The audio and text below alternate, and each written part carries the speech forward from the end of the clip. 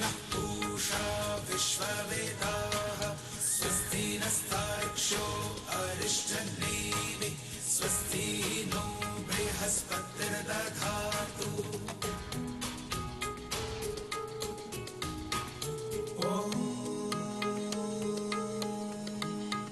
नमस्कार, हमारे खास कार्यक्रम में आपका स्वागत है। मैं हूं आदित्य श्रीवास्तव।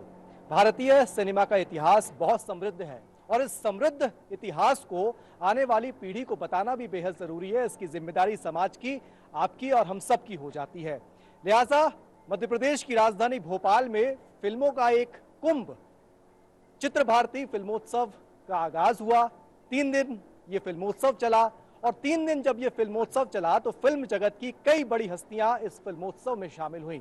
कैसा रहा ये फिल्मोत्सव और कौन कौन सी वो फिल्में थीं जिनकी स्क्रीनिंग इस फिल्मोत्सव में हुई और कौन कौन वो बड़ी शख्सियत थीं जो इस फिल्मोत्सव में शामिल हुई, भोपाल में फिल्मों के इस कुंभ में शामिल हुई। चित्र भारती फिल्मोत्सव की शुरुआत सबसे पहले हुई थी यहाँ की एग्जीबिशन से।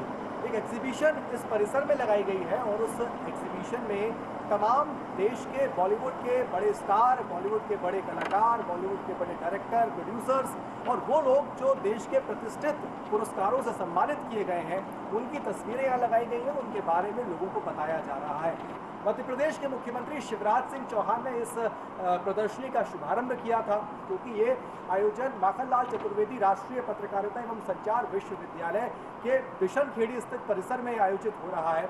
और उन्होंने यही कहा था कि इस तरीके के आयोजन पत्रकारिता के छात्रों के लिए, पत्रकारिता के छात्रों को फिल्म के बारे में जानने और समझने के लिए बेहद ज़रूरी होंगे। मेरे पीछे आप ये देख सकते हैं, एक प्रदर्शनी में ये बताने की कोशिश की गई है फिल्म पर्यटन नीति जो मध्य प्रदेश की सरकार ने बनाई है 2020, उसके अंतर्गत अगर कोई भी डायरेक्टर, प्रोड्यूसर किसी सीरियल का निर्माण करता है या फिल्म का निर्माण करता है तो किन अलग अलग चीज़ों में, अलग अलग मदों में मध्य प्रदेश की सरकार उनका सहयोग कर सकती है, उनको रियायतें दे सकती है, उनको छूट दे सकती है। मकसद साफ है कि मध्य प्रदेश में फिल्मों का निर्माण, मध्य प्रदेश में सीरियल्स के निर्माण का माहौल बने। मध्य प्रदेश का जो स्पॉट्स हैं वहाँ पर फिल्मों की शूटिंग ज़्यादा से ज़्यादा हो, ताकि मध्य प्रदेश के कलाकारों को एक मंच मिल सके और साथ साथ इससे मध्य प्रदेश के पर्यटन को भी सीधा फायदा हो सकता है। भारतीय चित्र साधना के इस अनूठे चौथे चित्र भारती फिल्मोत्सव की अगर बात की जाए तो 25 मार्च को सबसे ज्यादा अगर किसी के आकर्षण का केंद्र थे तो वो 2 लोग थे। कश्मीर फाइल्स के निर्माता विवेक अग्निहोत्री और बॉलीवुड के बड़े स्टार या यूं कहें कि खिलाड़ी कुमार अक्षय कुमार। मंच पर इन दोनों के बातों को सुनने के लिए सामने बड़ी संख्या में छात्र मौजूद थे। भारतीय चित्र साधना की अगर बात की जाए तो उसके अध्यक्ष बीके कुठियाला मौजूद थे और माखनलाल चतुर्वेदी राष्ट्रीय पत्रकारिता एवं संचार विश्वविद्यालय के कुलपति प्रोफेसर केजी सुरेश भी इस कार्यक्रम में मंच पर मौजूद थे। चौथे चित्र भारती फिल्मोत्सव की औपचारिक शुरुआत भोपाल शहर के ही देश के पहले संस्कृत बैंड ध्रुवा के कलाकारों की प्रस्तुति से हुई। देश ही नहीं बल्कि विदेशों में भी संस्कृत के प्रचार प्रसार में महत्वपूर्ण भूमिका अदा कर रहे डॉक्टर संजय द्विवेदी ने संस्कृत में अपनी प्रस्तुतियों से समा बांध दिया। इसके साथ ही मां नर्मदा का स्मरण करते हुए कलाकारों ने नर्मदाष्टक पर रंगारंग प्रस्तुति दी। श्रीधरम माधवम वल्लभम, श्रीधरम माधवम गोपिका वल्लभम, जानकी नायकम। जगन्मये महाबले प्रकंड शूलहर्षे त्वदीय पाद पंकजं नमामि देवी नर्मदे।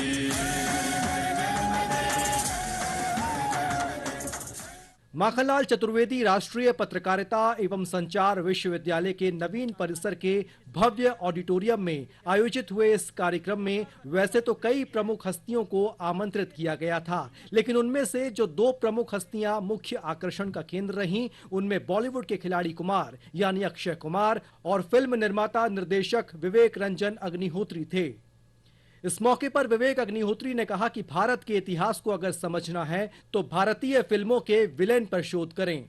आजादी के तुरंत बाद के दौर की फिल्मों में फिल्म का हीरो एक आम आदमी का किरदार निभाता नजर आता था, लेकिन साल 2000 के बाद फिल्मों में विलेन का किरदार हीरोइन के पिता तक सीमित हो गया और हीरो में आम आदमी का किरदार गायब हो गया। आप अगर भारतीय फिल्मों के विलेन को अगर स्टडी करेंगे तो आपको भारत एग्जैक्टली समझ में आ जाएगा, कोई हिस्ट्री क्लास में जाने की आवश्यकता नहीं है।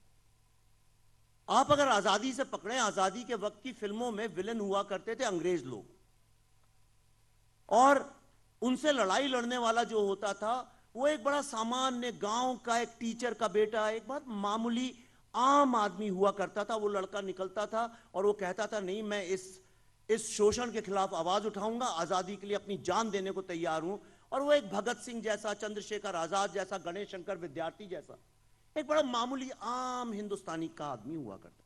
और अगर आप उस दशक की फिल्में देखें, ये 60 और मिड 70s, अर्ली 70s तक की, तो ये मिल ओनर के खिलाफ जो है एक लड़ाई लड़ता था। एक मामूली आम मिडिल क्लास हिंदी बोलने वाला, तेलुगु बोलने वाला, बंगाली बोलने वाला लड़का खड़ा होता था, उसके खिलाफ आवाज उठाता था और उसको आखिर में परास्त करता था। जो चेतना थी वो जगी रहती थी। पर 2000 बाद की फिल्मों में देखिए, उससे विलेन भी गायब हो गया। विलेन अब लड़की का बाप हो गया। विलेन तो गायब ही हुआ, पर साथ में कॉमन मैन भी गायब हो गया। वहीं एक्शन स्टार अक्षय कुमार ने कहा कि सिनेमा मनोरंजन का माध्यम है, लेकिन इसका मकसद केवल मनोरंजन के लिए ही हो, ये जरूरी नहीं है। उन्होंने कहा कि कुछ फिल्में ऐसी होती हैं जो मनोरंजन के साथ सच भी सामने लाती हैं। अक्षय ने कहा कि इस देश ने 70 साल एक प्रधानमंत्री के आने का इंतजार किया जो देश को यह समझा सके कि हर एक के लिए शौचालय कितना जरूरी है। उनकी इसी बात को समझकर उन्होंने टॉयलेट एक प्रेम कथा फिल्म बनाई थी। इस देश ने 70 साल एक प्रधानमंत्री के आने का इंतजार किया जो देश को यह समझा सके कि हर एक के घर में शौचालय होना कितना जरूरी है। नतीजा यह हुआ कि आज हमारे देश में शौचालय घर घर में बना हुआ है या बन रहा है। मुझे हमारे प्रधानमंत्री की यह बात समझ में आई और मैंने एक छोटी फिल्म बनाई जिसका नाम है टॉयलेट एक प्रेम कथा। 3 दिन के इस फिल्मोत्सव के शुभारंभ मौके पर भारतीय चित्र साधना के अध्यक्ष प्रोफेसर बीके कुठियाला ने चित्र भारती फिल्मोत्सव और भारतीय चित्र साधना के उद्देश्यों पर प्रकाश डाला।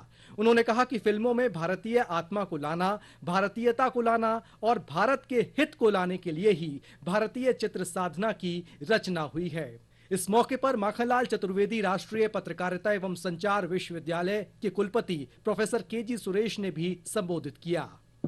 फिल्मों में भारतीय आत्मा को लाना, भारत को लाना और भारतीयता को लाना और भारत के हित को लाना, इसके लिए भारतीय चित्र साधना की रचना हुई और पूरा निरंतर युवाओं को फिल्म बनाने की विभिन्न कलाओं में प्रशिक्षण देना, अच्छी फिल्मों को मान सम्मान देना, और ये लगातार निरंतर काम चलता है और हर तीसरे वर्ष एक फिल्म समारोह किया जाता है।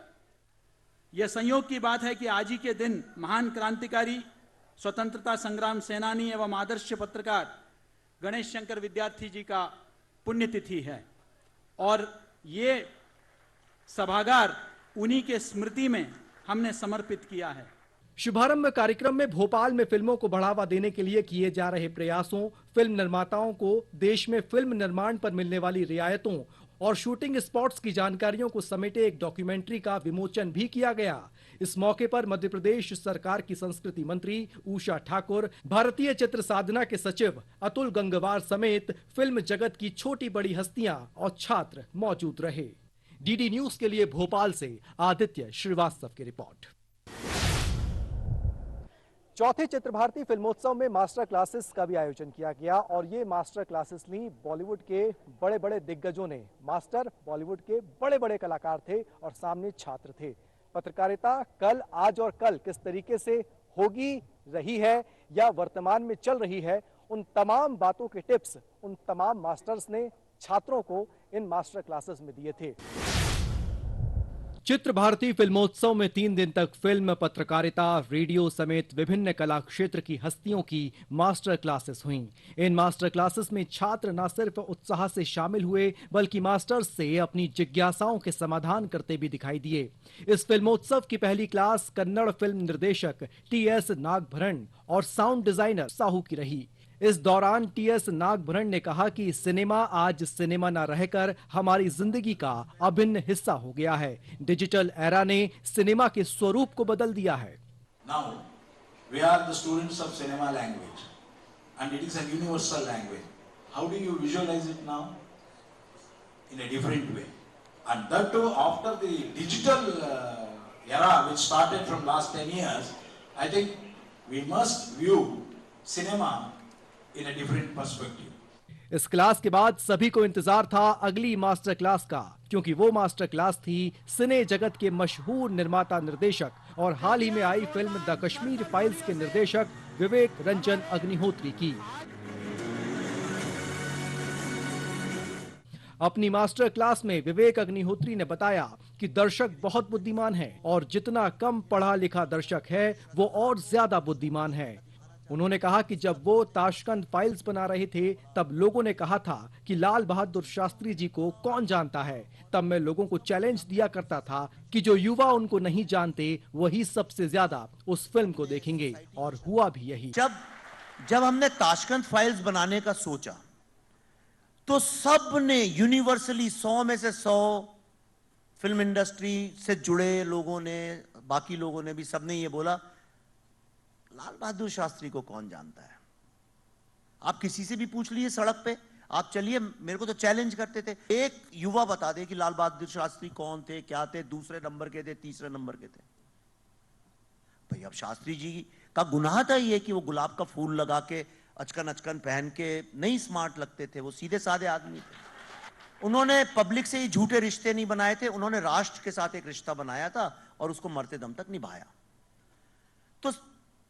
तो मैं सबसे यह कहता था, चूंकि लोगों को नहीं पता है इसलिए वो शायद जानना चाहेंगे, और मैंने ये चैलेंज किया था कि जिस युवा को नहीं पता है यही युवा सबसे ज्यादा जाके देखेगा।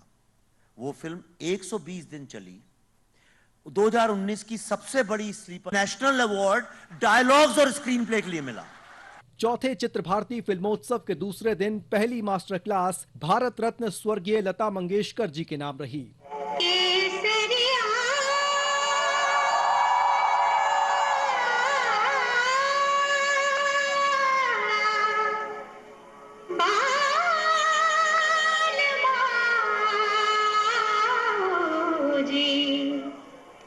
तुमसे देख पवन आ गया। पवन वहाँ क्यों बैठा है? तुझे उसे टीबी है। लास्ट बेंच का मजा अकेले अकेले। पता है ना मुझे टीबी है। चल चल, तुझे पता है ना इलाज का असर शुरू होने के बाद टीबी के इन्फेक्शन का डर नहीं रहता। टिफिन में क्या है?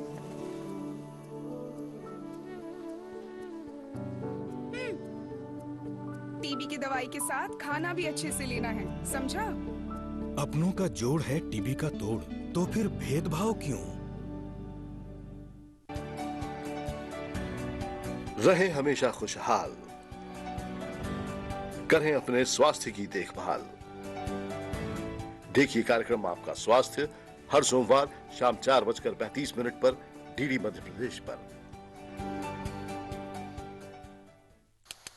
जब से माँ को नानी के यहाँ भेजा है कितने चिड़चिड़े हो गए हो। बेटा टीबी है उसको। टीबी का इलाज तो यहाँ भी हो सकता है। फिर अगर वो यहाँ रहती ना तो लोग कन्नी काट रहे होते हमसे। मुझे लोग नहीं, मम्मी। अरे क्या अर्जुन,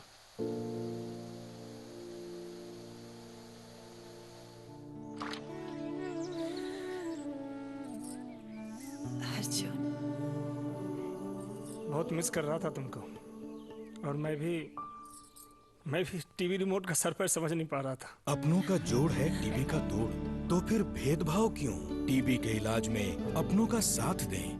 लता मंगेशकर के साथ लंबे अरसे तक काम करने वाले और उनके सफर पर एक किताब लिख चुके स्वर कलाकार और एंकर हरीश भिमानी ने लता जी के बारे में कई ऐसी बातें दर्शकों को बताईं जो बहुत कम लोग जानते हैं। उन्होंने कहा कि लता जी को देखकर कोई नहीं कह सकता था कि उनको गुस्सा आता होगा, लेकिन गुस्सा लता जी की नाक पर रहता था। उन्होंने बताया कि लता जी ने अपने गुस्से को गीता के एक श्लोक से काबू किया। इस सत्र का संचालन वरिष्ठ पत्रकार अनंत विजय ने किया। गुस्सा नाक पर रहता था,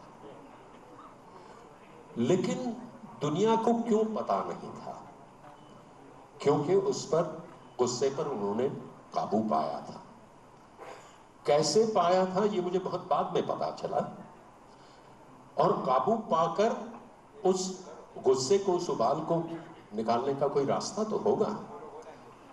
तो मैं एक वाक्य में कहूं तो लता जी के तुणीर में जो सबसे तीक्ष्ण शस्त्र था वो था उपेक्षा। इस मास्टर क्लास में शामिल हुए छात्रों ने बाहर निकलकर बताया कि लता जी का जीवन बहुत कुछ सिखाता है। उनके संघर्ष और उनके अर्श तक के सफर के बीच कई ऐसी बातें थीं जो उनको इस मास्टर क्लास में जानने को मिली। किसी भी मशहूर पर्सनालिटी को जब हम सुनते हैं तो लता जी का नाम हम सभी जानते हैं, उनके गाने से हम सभी परिचित हैं, लेकिन उसकी गहराई में जो आज लेके सर गए और उनके व्यक्तित्व के बारे में उन्होंने जो जानकारी दी कि कैसे वो मतलब क्रोध पर भी उन्होंने काबू पाया, और क्रोध तो था लेकिन वो लोगों को नहीं दिखता था, और लता कैसे बनी, क्योंकि वो उनकी उस जर्नी के बारे में जिस तरह से उन्होंने बताया, तो वो मुझे लगता है इस सेशन की सबसे इम्पॉर्टेंट बात थी और उससे बहुत कुछ सीखने को मिला है। लता जी के जीवन से सबसे पहले तो हमें ये सीखना मिलता है कि ज़िंदगी में कितना संघर्ष करना पड़ता है। हम किसी का नाम देखते हैं, हमें लगता है लता मंगेशकर की लाइफ कितनी थी, लेकिन वास्तविक उनकी लाइफ कितनी संघर्ष से भरी थी, हमें ये चीज़ समझ में आती। और लता मंगेशकर आज हमारे बीच में भले नहीं, लेकिन उनके जो गीत हैं उनके माध्यम से आज हम उन्हें सुनते हैं, तो यही चीज़ है, उनके जीवन से बहुत कुछ सीखने लायक है। इसके बाद बारी थी पत्रकारिता और रेडियो की मास्टर क्लास की। इस क्लास में मास्टर थे वरिष्ठ पत्रकार अनंत विजय और देश के जाने माने रेडियो जॉकी शरत भट्टत्रिपद। पत्रकार होना पड़ेगा, खबर समझनी पड़ेगी, तथ्य के ठोक बजाकर काम करना पड़ेगा। और आप विश्वास मानिए, मैं अपने अनुभव के साथ कह रहा हूं कि पाठक आपके पास दौड़ के आएगा, क्योंकि कंटेंट की भूख सबके पास है। एक तरीका मैं बताता हूं, जनरली जब वीडियोस बनाते हैं, जब आप कंटेंट क्रिएट करते हैं, आप ऐसे प्लेटफॉर्म्स में भी डालिए जहां पे आपको ऑडियंस का रिस्पांस मिल रहा है। जितने भी कंटेंट क्रिएटर्स हैं वो सब अपने कंटेंट को क्रिएट करने के बाद कमेंट सेक्शन बहुत बारीकी से पढ़ते हैं। अंतिम दिन लेखक और फिल्म निर्देशक अभिनव कश्यप से मास्टर क्लास में एक छात्र ने पूछा कि वे और उनके भाई अनुराग कश्यप कभी एक साथ नजर आएंगे, जिसके जवाब में उन्होंने कहा कि वे जब भी साथ काम करते हैं तो दोनों के बीच लड़ाई हो जाती है, जिससे उनके माता पिता बहुत दुखी होते हैं। आपका प्रश्न कि क्या आप कभी देख पाएंगे हमें, हम भी चाहते हैं हम एक दूसरे को एक साथ देखें, पर जब साथ आए हैं ना हम दोनों झगड़ा करने लगते हैं, इसलिए आजकल दूरी बना के रखना ठीक रहता है। मेरे पिताजी माताजी दुखी हो जाते हैं जब हम लड़ने लगते हैं। भोपाल के बिशनखेड़ी स्थित माखनलाल चतुर्वेदी राष्ट्रीय पत्रकारिता एवं संचार विश्वविद्यालय के नवीन परिसर में आयोजित इस फिल्मोत्सव के दूसरे दिन द कश्मीर फाइल्स फिल्म की स्क्रीनिंग भी हुई। फिल्म को देखने का उत्साह इतना था कि समय से पहले ही दर्शक विश्वविद्यालय के ऑडिटोरियम में पहुंच चुके थे। डीडी न्यूज के लिए भोपाल से आदित्य श्रीवास्तव की रिपोर्ट। भारतीय चित्र साधना का चित्र भारती फिल्मोत्सव के जरिए उद्देश्य यही था कि भारतीय फिल्म जो वर्तमान में जो परिदृश्य इसका बना हुआ है उसको समझने और उसकी बारीकियों को समझाने के लिए कई बड़े बड़े निर्माता निर्देशक यहाँ आए और छात्रों को इस बात को समझाएं कि भारतीय फिल्म जगत आने वाले समय में किस मुकाम तक पहुंच सकता है और कहां जाता हुआ दिखाई दे रहा है। चित्र भारती फिल्मोत्सव में animation, campus non professional film, campus professional film, documentary और शॉर्ट फिल्म कैटेगरी रखी गई थी। इन सभी कैटेगरी में देश और समाज से जुड़े ऐसे विषयों को तय किया गया था जिनसे आम जन का रोज सामना होता है। इस फिल्मोत्सव में 700 से ज्यादा फिल्मों की प्रविष्टियां आई थीं, जिसमें से 120 फिल्मों को स्क्रीनिंग के लिए चुना गया। 3 दिन तक एक से बढ़कर एक फिल्मों ने देश और समाज के सरोकारी पहलुओं को दर्शकों के सामने रखा। खास बात यह रही कि इन फिल्मों को बनाने की लागत 0 से लेकर 2.5 लाख रुपए तक थी। 2022 के अगर विषय आप देखेंगे, भारतीय independence struggle, 75 years of independent Bharat, unlockdown, vocal for local, happy village, prosperous country, Bharatiya culture and values, innovation, creative work, family, environment and energy, education and skill development, जो जिनको awards मिले हैं उसमें शून्य इस पर ध्यान देने की आवश्यकता है। जीरो बजट से लेकर जो अधिकतम राशि खर्च की गई है वो 2.5 लाख रुपए खर्च की गई है। फिल्मोत्सव के अंतिम दिन केंद्रीय सूचना एवं प्रसारण राज्य मंत्री doctor L Murugan, film the Kashmir files के निर्देशक विवेक रंजन अग्निहोत्री, अभिनेत्री पल्लवी जोशी, महाभारत में युधिष्ठिर की भूमिका निभाने वाले गजेंद्र चौहान ने चयनित फिल्मों को 15,000 रुपए से लेकर 1 लाख रुपए तक की राशि से पुरस्कृत किया।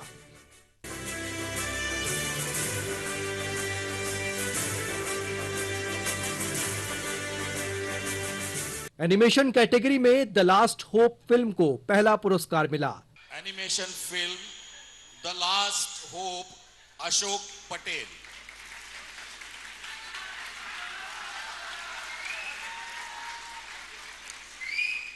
तो वहीं पावर ऑफ चेंज दूसरे और हग ऑफ लाइफ तीसरे स्थान पर रही।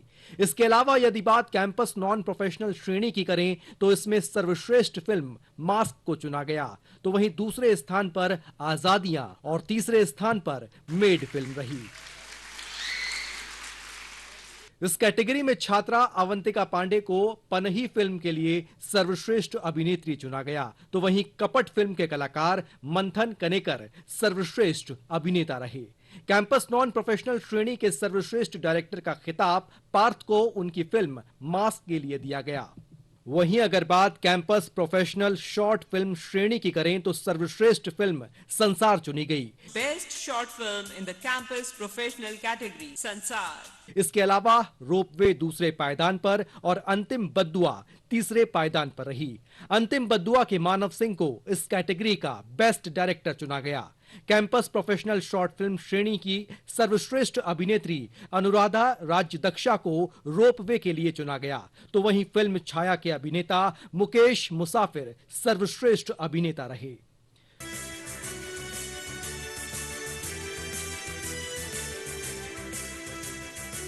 इसके बाद बारी आई बेस्ट डॉक्यूमेंट्री की। तो भारत प्रगति का पलक को पहला पुरस्कार मिला। तो वहीं नानाजी का गांव दूसरे पायदान पर रहा। बात शॉर्ट फिल्म कैटेगरी की करें तो फिल्म छोटी सी बात सर्वश्रेष्ठ फिल्म रही।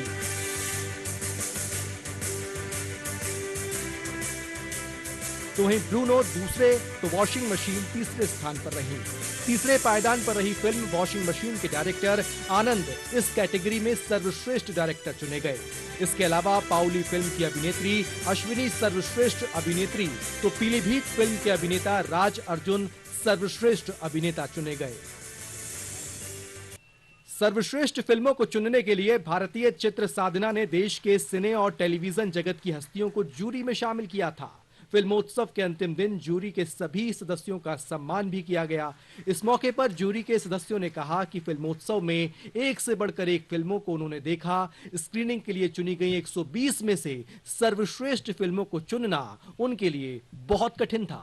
2-2 मिनट में भी 1-2 घंटे जैसी बात कह देना वो एक अपने आप में एक चमत्कार है, और वो भी उन लोगों के द्वारा जो प्रोफेशनल्स नहीं हैं, जो नौसिखिए हैं, जिनके पास बजट भी नहीं है। किसी के पास तो 0 बजट है, किसी के पास 20-25 हज़ार है, किसी के पास उतना भी नहीं है। ये जो जितनी भी फिल्में हैं ये कहीं ना कहीं भारतीयता को दिखाती हैं, जिसकी कि आजकल हमारी मेन स्ट्रीम फिल्मों में बहुत कमी है।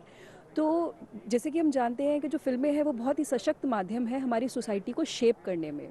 तो ऐसी फिल्मों की हमारी सोसाइटी में आज के संदर्भ में तो बहुत ही ज़्यादा ज़रूरत है। जिसके पास पैसा नहीं है, टेक्निक का बहुत साधन नहीं है, वो भी एक अच्छी फिल्म बना सकता है, एक अच्छा आइडिया उसके पास हो। लेकिन मंच कहाँ है? मंच नहीं मिलता था।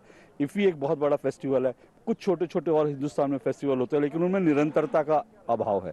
ये 4 साल से चल रहा है और इसने अपनी जगह बनाई है। इसमें युवा जितने हैं, क्रिएटिव लोग हैं, उनको एक मंच मिल रहा है। तो इसलिए मैं मानता हूँ कि बहुत महत्वपूर्ण है, और जितना 4 साल में इसने तरक्की की है, जैसे इसने जगह बनाई है, मुझे लगता है आने वाले सालों में ये भारत का एक सर्वश्रेष्ठ जितने फेस्टिवल है उनमें से एक होगा। वहीं इन फिल्मों को बनाने वाले कलाकार छात्रों ने कहा कि उन्होंने फिल्म के जरिए वर्तमान में जो समाज की तस्वीर है उसको सामने लाने की कोशिश की थी। इस फिल्मोत्सव ने उनको बड़ा मंच दिया। बेसिकली पनई एक ऐसी स्टोरी है जिसमें एक मोची है, वो बहुत परेशान है, उसका जूता नहीं सेल हो पा रहा, तो उसको किस तरह से ये मास स्केलिंग पे लेके जाती हैं, किस तरह से मतलब इलेक्ट्रॉनिक मीडिया के माध्यम से वो आगे उस चीज़ को लेके ऑनलाइन प्रमोशन करती हैं।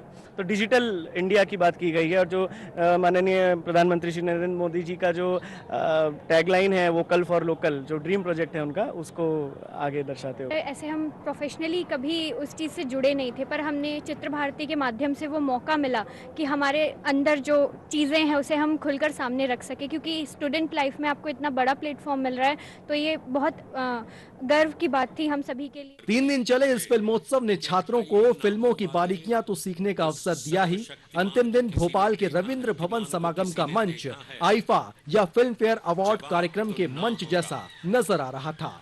डीडी न्यूज के लिए भोपाल से आदित्य श्रीवास्तव की रिपोर्ट।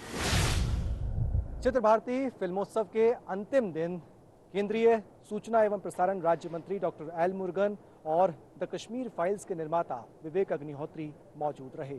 इस दौरान भारत सरकार की तरफ से इस कार्यक्रम में मौजूद केंद्रीय सूचना एवं प्रसारण राज्य मंत्री डॉक्टर एल मुरुगन ने कहा कि भारत की सरकार फिल्मों को बढ़ावा देने के लिए हर संभव प्रयास कर रही है और यही कारण है कि अब देश में फिल्मों को लेकर एक सकारात्मक माहौल, या यूं कहें कि सच दिखाने का जो माहौल है वो इस देश में फिल्म जगत में अब शुरू हो चुका है। भोपाल के माखनलाल चतुर्वेदी राष्ट्रीय पत्रकारिता एवं संचार विश्वविद्यालय के कैंपस में 3 दिन तक चले चौथे चित्र भारती फिल्मोत्सव का 27 मार्च को रविंद्र भवन समागम में समापन हो गया। समापन कार्यक्रम में भारतीय सिनेमा के समृद्ध इतिहास पर आधारित वृत्त चित्र के साथ बॉलीवुड के प्रचलित गानों पर हुई प्रस्तुतियों ने सभी का मन मोह लिया।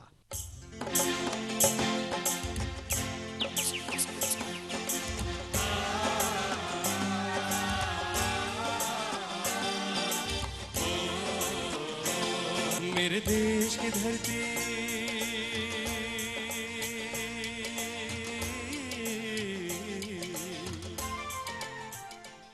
अंतिम दिन सूचना एवं प्रसारण राज्य मंत्री डॉक्टर एल मुरुगन ने कहा कि यह कार्यक्रम हर बार अलग अलग राज्यों में होता है, जिससे विभिन्न राज्यों की प्रतिभाओं को सामने लाया जा रहा है।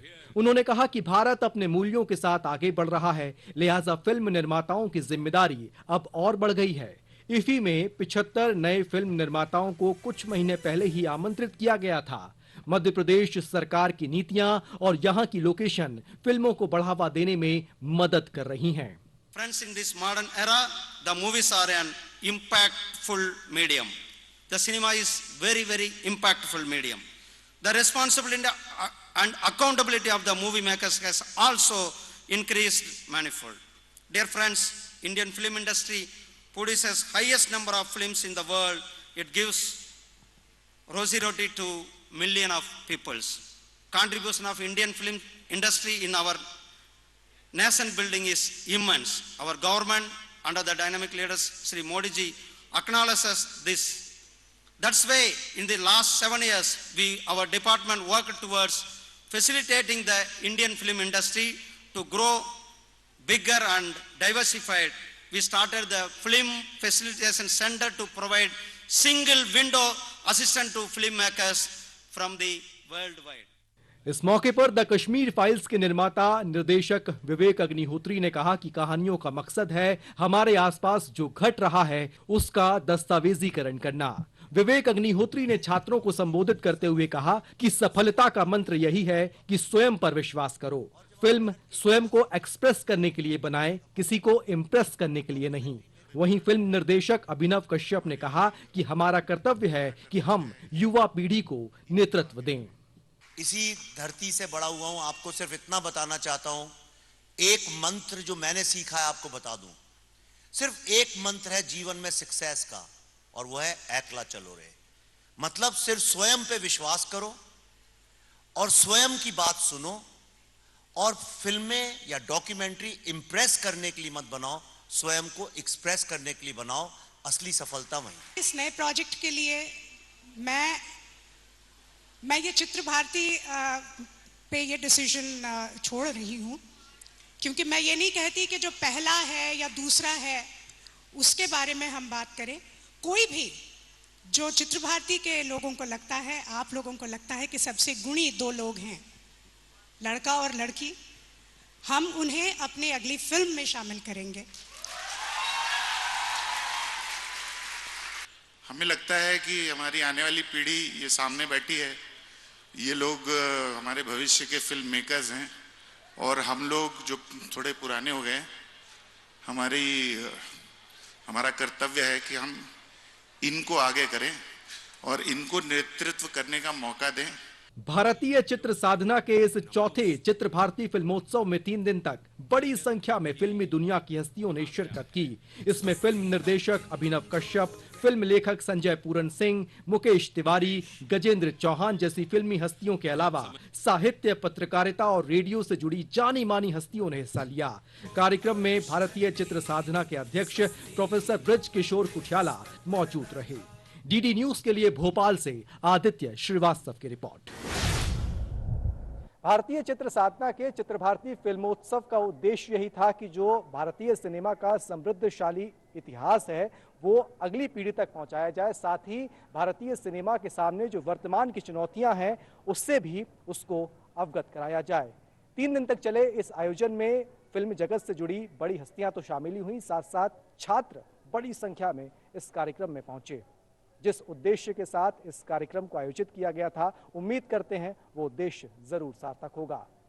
दीजिए इजाजत। भोपाल से कैमरा पर्सन आमिर खान के साथ आदित्य श्रीवास्तव, डीडी न्यूज।